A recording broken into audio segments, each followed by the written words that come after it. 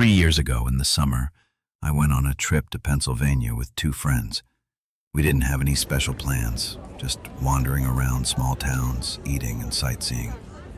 On the way back, we noticed Sachs Covered Bridge marked on the map. One of my friends said it looked perfect for photos, so we decided to check it out. We parked the car and walked toward it. A long red wooden bridge stretched before us. Inside, the lattice framework let the wind slip through, and the old wooden floor creaked under our steps. My first thought was simple. It's just an old bridge. We took pictures of each other, laughing as we chose which ones to post on Instagram. When there was still a little daylight, the atmosphere wasn't bad at all. But soon the sun set, and darkness quickly filled the bridge.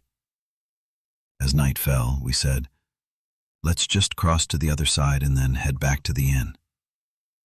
Just as we were about to walk across, a low, rough voice echoed from the far end of the bridge. "Don't come across." We froze. At first, we thought someone was joking. One friend replied in a playful tone, "Okay, relax." Another raised his voice, "We're leaving now."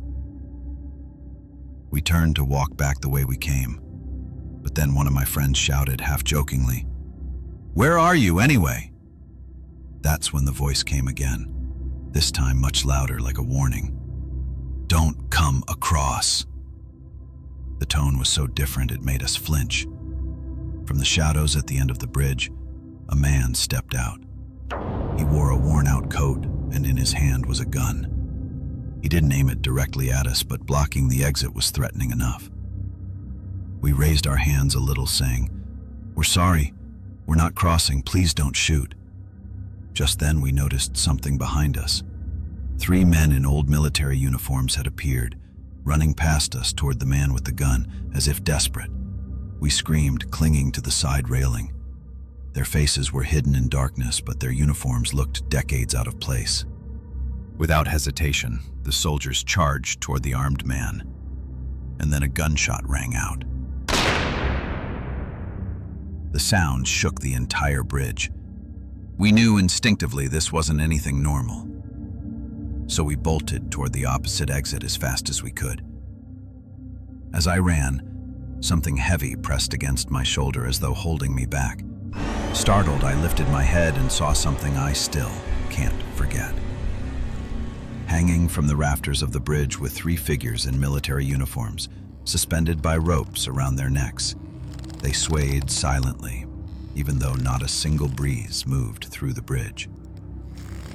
My chest tightened. I couldn't even scream. My friends' faces had turned pale. We didn't stop running until we burst out of the bridge. That night, when we finally reached our Airbnb, none of us could speak. Our host noticed our ashen faces and asked what had happened. We told them everything. After a long silence, the host nodded. "That bridge. During the Civil War, 3 Confederate soldiers were hanged there. People say their spirits still linger. Gunshots, footsteps. Many have heard them."